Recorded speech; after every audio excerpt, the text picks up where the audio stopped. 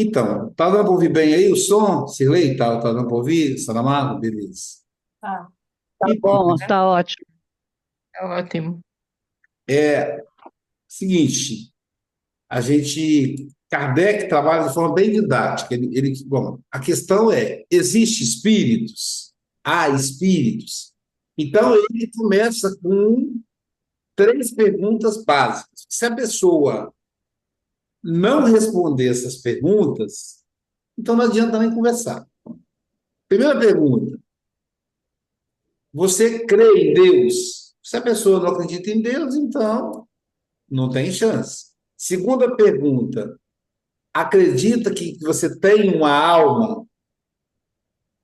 Então, eu tenho uma alma ou é só matéria? Que é um materialista. Com materialista não adianta dialogar.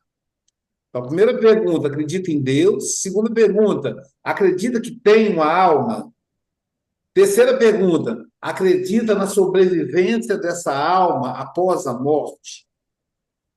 Isso o evangélico acredita, o católico acredita, qualquer religioso responde essas três perguntas de forma afirmativa. Acredita em Deus? Claro. Você tem uma alma? Tanto o crente quanto o católico vão dizer que tem. A diferença é que eles acham que a alma é criada com o nascimento, mas eles acreditam que tem uma alma. Acredita que quando você morre, essa alma sobrevive? Também acredita. Um acha que vai para o céu, outro acha que vai dormir até o juízo final. O fato é que ela está viva, ela sobrevive, a alma não morre. Com base nessas três perguntas com resposta, aí, se ele diz, se responder negativamente, então não tem diabo. Mas se responder assim, eu não sei, desejava que assim fosse, mas não tenho certeza disso. Então, também pode ser uma pessoa que nunca que não parou para pensar nisso. Tem pessoa que não parou para pensar. Tem pessoa que pensa, tem a crença própria, né? O tio da Jailza me apareceu no domingo. A mãe dela, a esposa dele estava lá, a viúva, né? Ela é muito católica. Aí ele apareceu com um sorrisão e falou assim: eu já fui visitar a Ana, fala com ela. Aí eu falei, como eu não queria assustá-la, né? Eu falei assim, tia Ana, a senhora já sonhou com o seu marido. Aí ela já sonhei várias vezes, foi tão nítido, eu só não quero que ela apareça para mim. Eu tenho medo. Você vê como é que é complicado, né? Quer dizer, é a crença, né? Aí eu falei, poxa, mas por que não, tia? Seu marido, você ama ele. Né? Porque quando eles eram casados, só estavam juntinhos os dois. Mas ele está bem, tia. Por isso que ele foi te visitar. E ele está aqui. Ai, meu Deus, você é garotinho. Aí ela recebeu a presença dele, né? Então, a credibilidade. Tá me arrepiando do pé da cabeça. Eu falei, a presença dele. Ela falou, hoje é aniversário dele. Olha que interessante, né? Então, eu não sabia que era aniversário dele. Não sei da vida não, mas assim. Então, tem pessoa que ela é insegura, ela não sabe, ela não parou para pensar. Então, assim, você não sabe, então vamos conversar. O problema é quando a pessoa nega. Você acredita em Deus? Não, eu não acredito, não. Você acredita em alma? Não. Você acredita na vida após a morte? Não, para mim morreu, acabou. Então acabou a conversa. Aí parou. Agora, se a pessoa acredita, ou se ela está insegura, não, eu não sei. Eu não parei para pensar nisso. Então dá para conversar. E aí Kardec nos convida a usar da lógica. Ele vai dizer assim: as manifestações espíritas não são mais do que efeito das propriedades da alma. Então, assim, se eu acredito que existe alma, essa alma se manifesta. Então, esse é o ponto. E aí ele começa de novo com as perguntas. Então, a questão 4 e 5 e seguintes, elas são muito interessantes porque são baseadas em lógica. É a lógica. A pessoa pode até negar, se ela quiser negar a lógica, mas ela não, mas ela tem ali a chance, né, de que isso seja real, né? Então, pela lógica. E aí ele continua dizendo assim: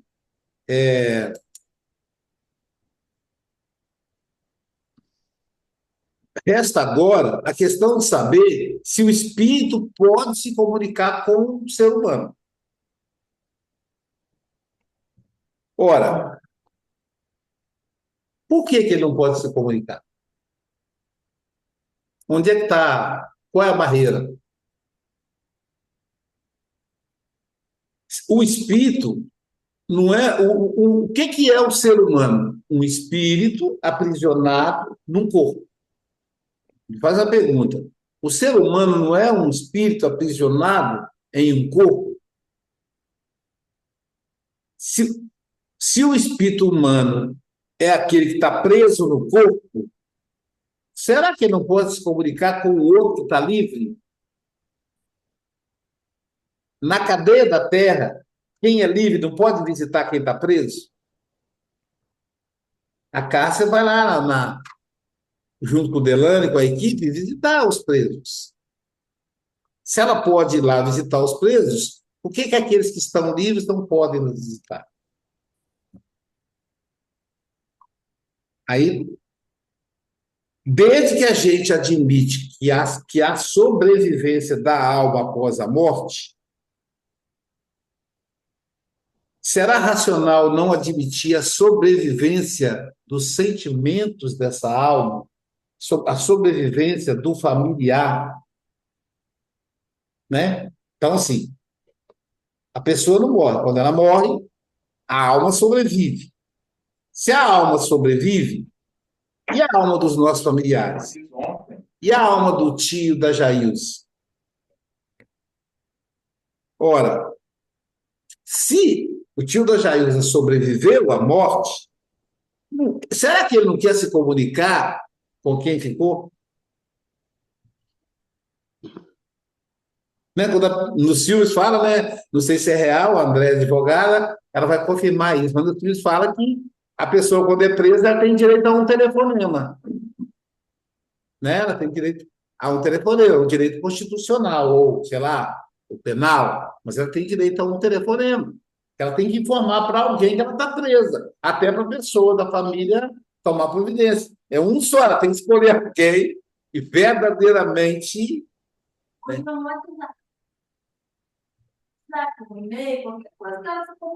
Ah, entendi. É, porque às vezes antigamente o leilão tinha que ter PIX, ligar para cobrar, né? Toda aquela humilhação. Agora o WhatsApp não precisa nem ter isso mais. Então, quer dizer, tem que ser alguém que vá, no mínimo, contar para a família.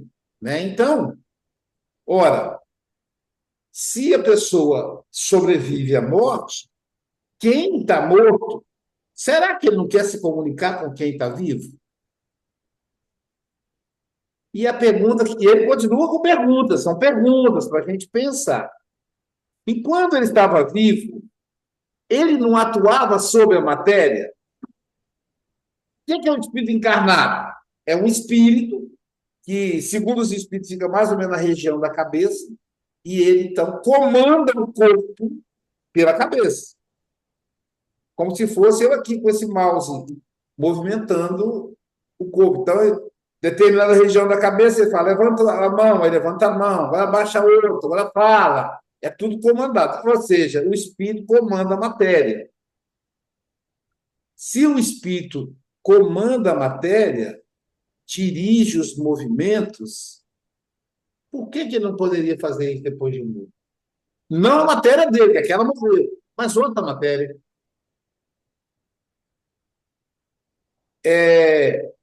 Então, ele estaria impedido de usar, de manipular a matéria? E aí, com isso, a gente vai ter, por exemplo, a explicação das casas mal assombradas, que são as experiências de materialização, que é a mediunidade indireta, onde os corpos se mexem, se movem. Ora, se eu posso fazer isso aqui com o controle remoto, movimentar. Se eu treinar, talvez eu faça ele sem ter a mão. Os objetos vão, copos vão cair, panelas vão bater a tampa, né? Então, são sempre perguntas. Eu achei muito interessante esse estudo por causa disso. E aí ele coloca assim, olha, vamos pensar que é o seguinte, é incontestável a realidade dessa comunicação. É incontestável, não tem como contestar, porque nós estamos fazendo aqui um caminho da lógica. Então, vamos lá, de novo. O espírito pode se comunicar com o homem, por que não? Se o homem é um espírito encarnado. Uma vez esse espírito livre da carne, ele não pode visitar aquele que ainda continua encarnado. E se quando a gente morre, será que a gente não vai querer estar com o nosso familiar? Então, todos os povos tiveram, todos os livros religiosos têm narrações de comunicação dos espíritos. E aí, no item 6, Kardec vai fazer, os espíritos vão fazer a seguinte reflexão para nós. Provar por A mais B, partindo sempre do princípio da existência e da sobrevivência da alma. Então assim, eu estou conversando igual a tia da Jailson. Eu sei que ela acredita em Deus, ela acredita na vida após a morte. O que eu preciso agora, o que eu precisei agora, é falar da comunicabilidade. Por exemplo, ela sabe que ela sonhou com o marido, mas ela não admite a comunicação. Então, ela já preenche os requisitos, que é acreditar em Deus, acreditar que o ser humano tem uma alma e acreditar que essa alma sobrevive à morte física.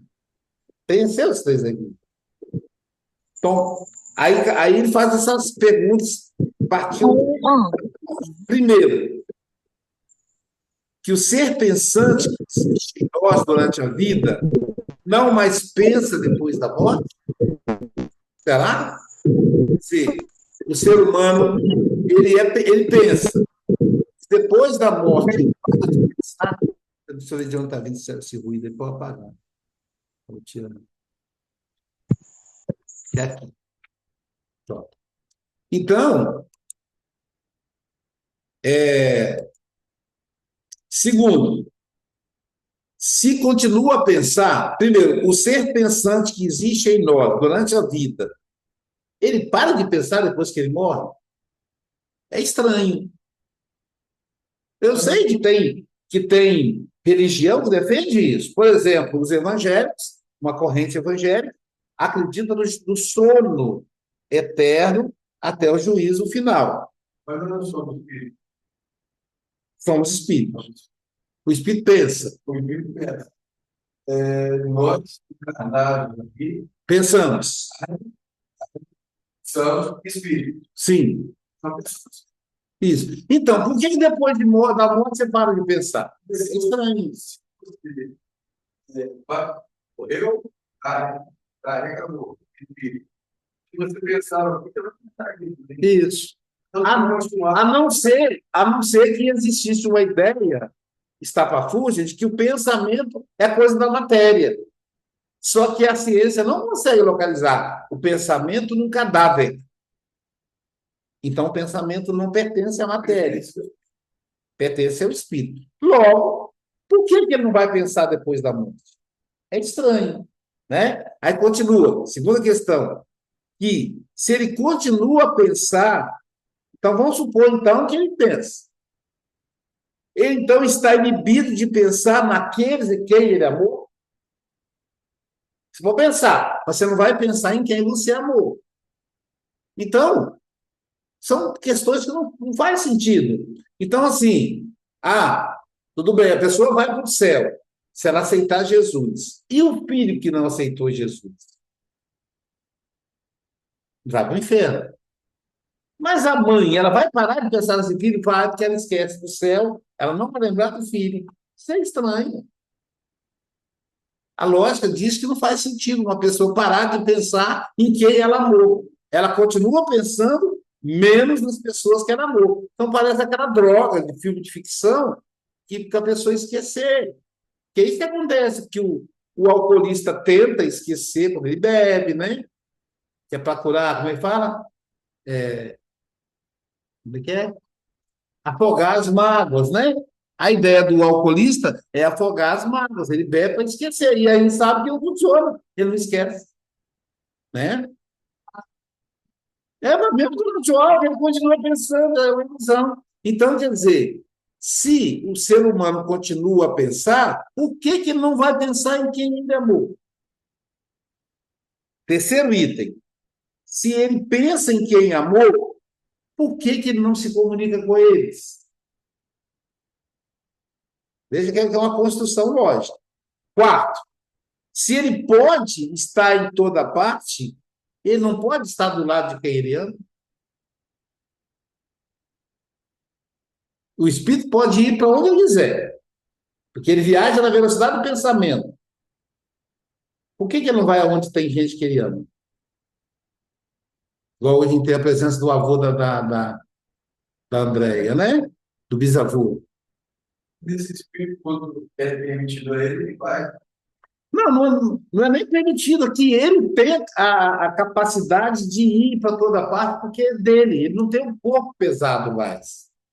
Agora, ele vai onde ele quer, ele vai onde ele conhece, ele vai aonde tem alguém que o ama, vontade dele. Então, assim, se ele vai para o umbral, é por quê? Porque ele está preso ali no umbral, ele está preso às culpas, aos vícios, né? Mas ele pode, por exemplo, ir trabalhando bem.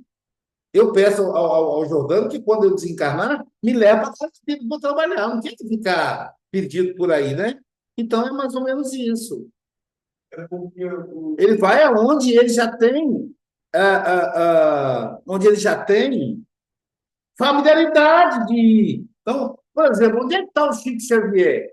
Ele está trabalhando, socorrendo as pessoas que sofrem. Onde é que está o Manuel Sampaio? Está andando nas casas espíritas aí, de vez em quando ele deve dar manifestação numa casa, na outra, que é o que ele fazia quando ele era encarnado. Então, se eu desencarnar, Aloysio desencarnou, foi morar lá no Egito. Não faz o menor sentido. Entende? Ele agora, Aloysio agora, depois que ele desencarnou, ele está numa missão lá no Egito. Depois até ele uma missão, de vez em quando eu vou dar uma escapada para visitar a família, já que é pelo pensamento, eu posso ir no Egito e voltar de novo no Brasil. Então assim, se ele pensa no familiar, será que ele não quer se comunicar? Será que um familiar do Laerte, estando perto dele, não quer que ele saiba que está ali? Não quer dar notícia para o Laerte?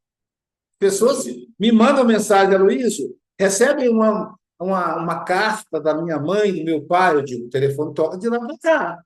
Às vezes vem, às vezes não vem. depende da vontade e da autorização dos superiores. Sim. Ele não é a sua vontade dele. Querer se comunicar, ele já vai. Sim, sim, sim. Mas essa é só para a gente desburocratizar, Laerte, essa autorização dos superiores, que fica parecendo que tem um homem lá olhando e falando, pode, agora você pode, e tal. Não é assim, a autorização é a própria capacidade da pessoa. Se a pessoa não tem capacidade de se comunicar, porque está faltando ali a autorização, ou seja, um treinamento. André Luiz mostra lá no Missionário da Luz que tem uma região lá do nosso lar para treinar os espíritos que vão se comunicar. Ou seja, é como se eles aprendessem a escrever através da mediunidade. Então, coloca eles em contato com os médios e eles são treinados. Mas o fato é, se o espírito pode estar em toda parte, ele não pode estar ao nosso lado. Quinta, podendo estar ao nosso lado, será que ele não pode se comunicar conosco? Por que ele não poderia? Sexta, se não pode, por meio do próprio envoltório fluídico, atuar sobre a matéria inerte, será que não pode? Então ele vai mexer objetos? Mas às vezes isso não resolve. Pelo contrário, deixa as pessoas assustadas. Imagina, você está em casa, de repente uma jarra tum, cai no chão e quebra. Você vai ficar assustado, vai te dar susto, né? Então, se ele pode atuar sobre a matéria inerte, ele não pode atuar sobre o ser animado através da mediunidade.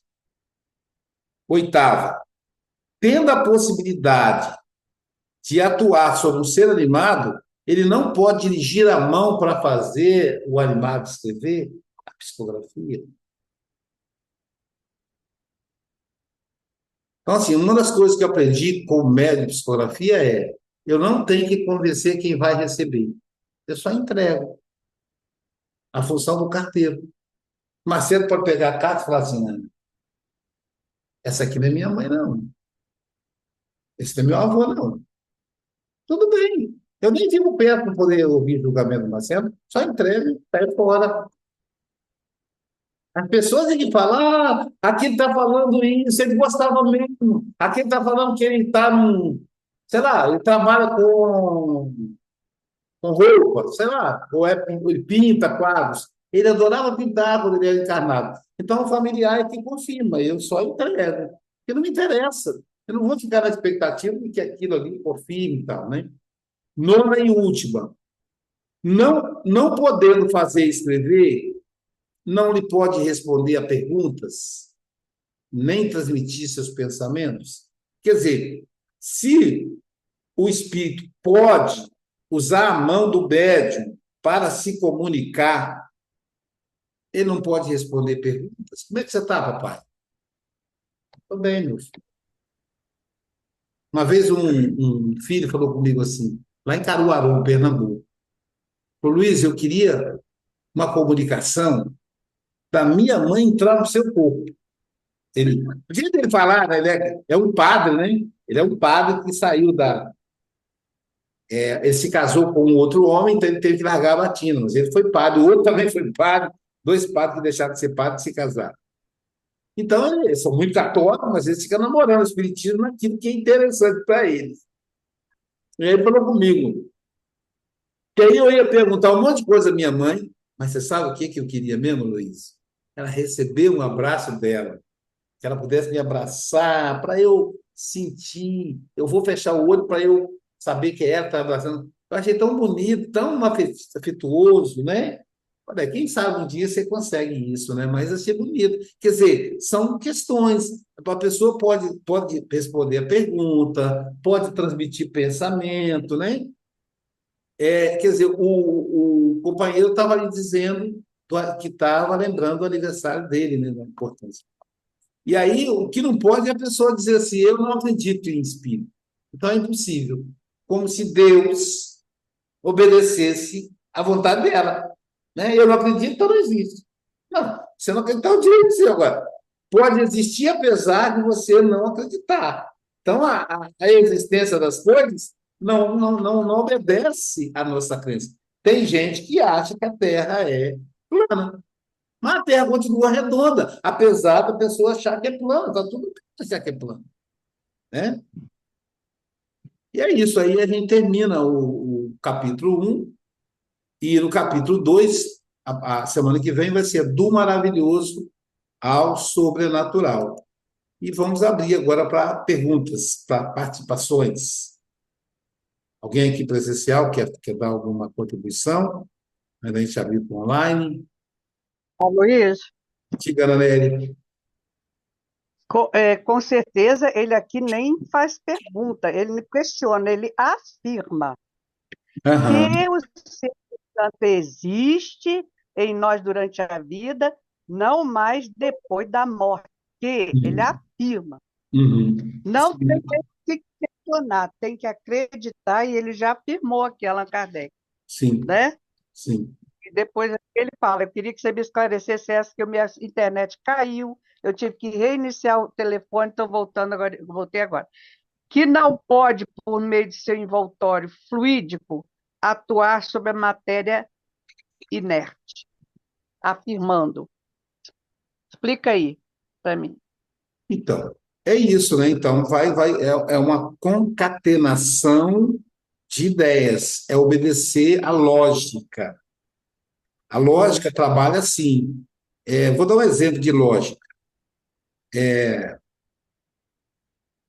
Uma ovelha é branca, 10 ovelhas são brancas, 1.000 ovelhas são brancas. Logo, todas as ovelhas são brancas. Mas aí aparece uma ovelha negra. Eu já vi uma ovelha negra tão bonitinhas, elas são bonitinhas. Eu olhei e falei, olha, uma ovelha negra. E aí ela veio, lá na Suíça, aí ela veio, estava nevando, estava a grama estava cheia de gelo, de neve, né? Aí ela veio assim, pé na cerca, e ficou paradinha, assim, para eu fotografar. Aí o meu amigo falou, olha ela, Aloysio, ela está fazendo pose para você. Aí eu falei, ô, minha amiga, então muito obrigada. Aí tirei a foto dela. Então, surge uma ovelha negra. Em meio a 100 ovelhas brancas, tem uma ovelha negra. Logo, existem ovelhas negras. Então, é lógica, é essa lógica. O espírito está em toda parte. Se ele está em toda parte, logo ele está junto às pessoas que ele ama.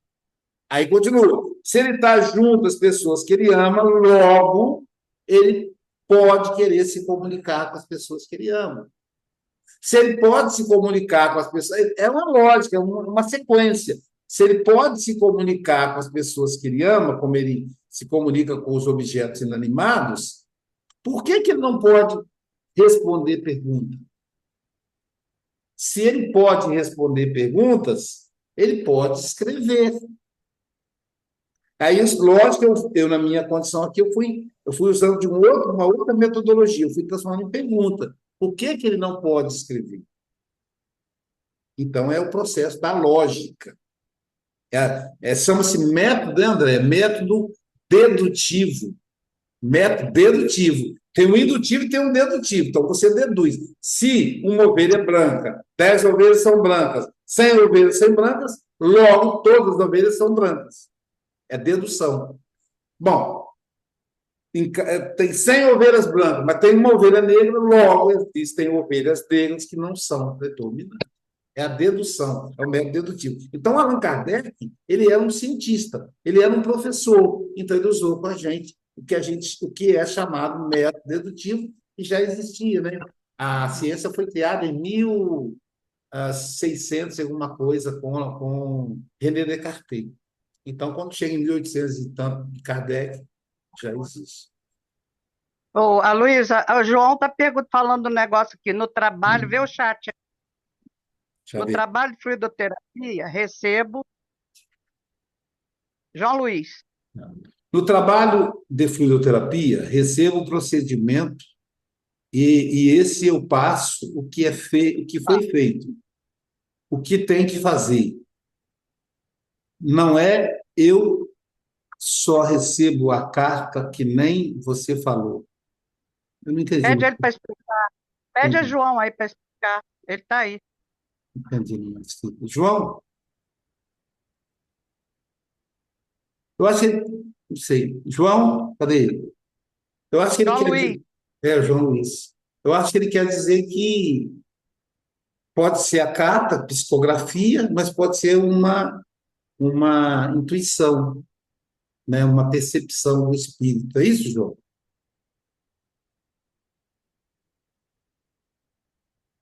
Que às vezes o espírito, a psicografia, ela tem uma validade interessante, que é um registro, né? A família quer a carta, que a família quer até guardar lembrança. Tem gente que guarda a carta que recebeu há 30 anos atrás, né? Tem uma família, por exemplo, uma família de amigos que perderam o único filho que desencarnou com 15 anos. Teve aquela doença que deu na cabeça, meningite. Rafael, o nome do garoto. Só tinha ele, não tiveram mais filho nenhum.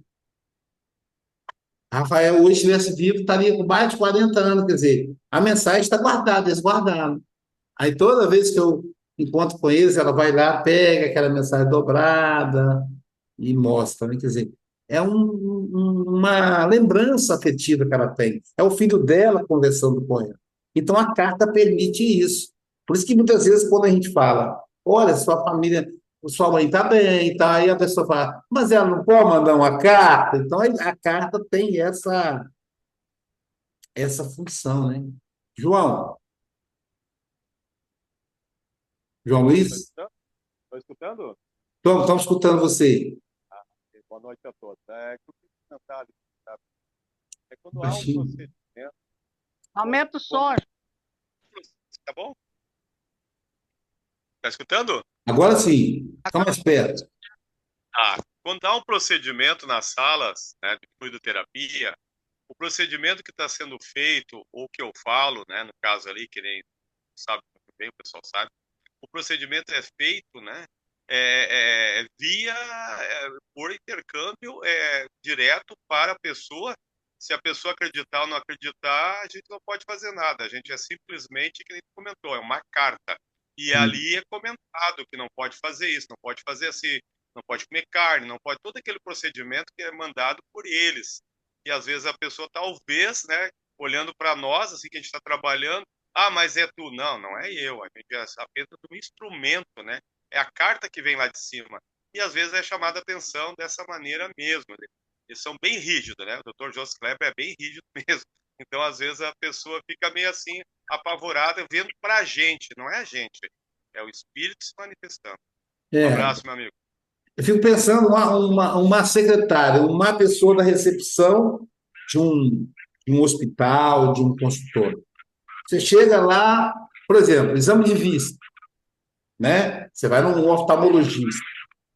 E aí tem que aplicar aquele colírio, que você fica meio cego, você não vê nada, né? Para dilatar. E aí eu falo assim, ó, tem que aplicar o colírio. Aí você fala assim, quem mandou? Não sei, mandaram, o médico mandou. Mas você sabe que tem, não, é ele que mandou, é tal obedecendo. Então, no processo de comunicação, é a mesma coisa, quer dizer, o João é aquele que dá o recado, ele dá o recado, ele é só o carteiro. Como é que vai ter vazando o som aqui? Onde é que é isso? Aí o João, meu do João está vazando. Então, é apenas o carteiro, você vai dar, você entrega a carta. Acabou. Então, o médium não pode ter expectativa. Porque pode ser que a pessoa desconfie. O Divaldo, gente, o Divaldo, imagina. O Divaldo, ele conta que a mulher falou assim: não, essa carta não é do meu filho. Aí ele falou assim: desculpa, a senhora passa lá na recepção e pega o dinheiro de volta. Aí a mulher falou: mas eu não paguei nada, então só não pode reclamar. Né? Então, por isso que a mediunidade não pode ser cobrada. Você imagina se a pessoa falar: não, quando eu vou na loja que a André trabalha, se o produto estiver bom, no dia seguinte eu vou lá e devolvo. Eu comprei, agora a mediunidade você não pode comprar. Né? O Julinho, o Júlio César Grande Ribeiro, era um fenômeno na mediunidade. Veio o pai e a mãe, o pai e a mãe da criança, do jovem, para receber a comunicação. Falou: Julinho, meu filho morreu faz 4 anos, a minha mulher não para de chorar, eu tenho medo dela fazer uma bobagem. Ela já ameaçou fazer um monte de vezes. Então, eu vim aqui para receber a comunicação do meu filho. Aí Julinho falou: senta aí, vamos rogar os benfeitores. Aí veio a carta do menino. Mamãe, não sei o quê, papai, não sei o quê, e tal, tal, tal. No final, a assinatura era assim: tracinho, O, tracinho. Amor, mas faltando letra, entendeu? Como se fosse um A, tracinho seria o M. O, tracinho seria o R. Essa foi a assinatura. Aí o pai olhou aquilo e falou: e por que não colocou o nome dele? Isso aqui não é meu filho, não. Não, é o pai que falou. Aí a mãe, chorando, enfiou a mão na bolsa dela e pegou um recado que o filho mandava para ela. Hoje eu vou chegar tarde da escola. Te amo. A, tracinho, O, tracinho. Era assim que ele já assinava. Quer dizer, ele fez de um jeito que só a família sabia. Agora, o que o Julinho está vendo com a história? O Julinho não tinha a mínima noção disso. Se a mulher não interpreta, Já era. Então é importante que a gente saiba que a gente é o carteiro. Porque senão você fica com medo. Ah, meu Deus. Então, A dona Salma Haddad, que todo mundo conhece, né? Na época, acho que ela já faleceu também. O filho da dona Salma, ele sofreu um acidente. Ele morreu de moto. E estava chovendo. Aí as más línguas, fofó, o pessoal não poupa nem quem morreu. Falavam que o menino estava em alta velocidade, por isso que morreu, não cuidava da moto, não sei o quê. E aí, na reunião, veio a comunicação do rapaz, lá no Allan Kardec. Ele falou: eu quero que vocês levem essa mensagem para minha mãe. Fala com ela que eu não me matei. Era a minha hora. A moto estava chovendo, escorregou e bateu no meio-fio. Aí eu perdi o controle, caí, minha cabeça bateu no meio-fio, eu desencanei. Foi isso, eu não me matei. Eu não estava em alta velocidade, eu estava na velocidade normal, porque estava chovendo, escorregou. E como é que eu dou recado para a dona Sal? Eu que era o presidente da casa, eu tinha que levar um recado, não fui eu que recebi a mensagem. Foi uma médium, que eu confiava muito na médium. E o pessoal falou: e aí, Heloísa, como é que faz? A mulher não é espírita. O filho quer que entrega para ela a carta. Como é que faz? Aí me veio essa reflexão. Eu falei: ó, eu sou o carteiro, sou do correio, eu vou entregar a carta. Se a carta é verdadeira ou não, não é problema meu. Aí cheguei lá, tá a dona Salma, a filha dela, que acho que era Selma, uma coisa parecida, hein? Não, não era Beth, não. Acho que a Beth já seria a terceira geração. É a mãe da Beth e a avó da Beth. Seria o tio da Beth, esse rapaz. Aí estava lá a Beth, estava a mãe da Beth, estava a velhinha que ia receber a carta. Eu estou falando Salma, mas eu estou chutando, né? Não sei se é Salma, não. Aí eu cheguei lá, bati, aí me atenderam. Eu sou Aloísio Silva, eu sou lá do Grupo Espírita Allan Kardec. Então, eu recebi uma mensagem, nem sei qual é a religião do povo, e está aqui a mensagem. Dobrei a carta e entreguei. Aí virei as costas e saí. Aí lá de fora, eu curioso, porque a curiosidade matou o gato, né? Lá da rua, eu vi as três chorando, se abraçando, porque leram a carta. Na semana seguinte, foram lá no Allan Kardec pedir para receber a visita aos enfermos, porque ela não podia sair de casa, né? E aí o pessoal da visita ia visitá-la. Aí visitaram ela até ela desencarnar. Não sei se a gente chegou a participar desse grupo. Da família Haddad, uma senhorinha da família Haddad, morava ali naquela rua paralela à Horácio Santana. Aí eu sei que aplicaram o passe nela até ela desencarnar. Então é isso. O nosso papel é receber a carta e entregar. Imagina a Mayra, por exemplo, né? A Mayra, o pessoal já conversa fiado, então você chega e entrega.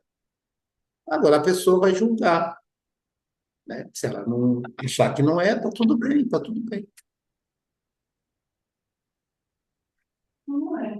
Participações? Mais alguém? Gente, gostaria de fazer pergunta? Isis, você quer falar, Isis? Abre seu microfone. Aí, Não, tudo bem, tá tudo bem? deu para explicar direitinho, Deu deu para para entender, entender né? direitinho. Muito obrigada, falou Deus isso. abençoe. Deixa eu falar uma coisa. Quer dizer que o médium é só o veículo, né? O médium é o veículo que vai transportar a mensagem. A mensagem vem de cima e o médium recebe e passa, não é isso? Uhum. É isso. Mais alguém? Tá bom. Terminando então, gente? Está todo mundo quietinho? Então terminamos. Aí na semana que vem a gente tem o estudo normalmente, apesar de ser carnaval, tá bom, gente? E a gente vai estudar então do maravilhoso ao sobrenatural. Vou encerrar aqui a gravação.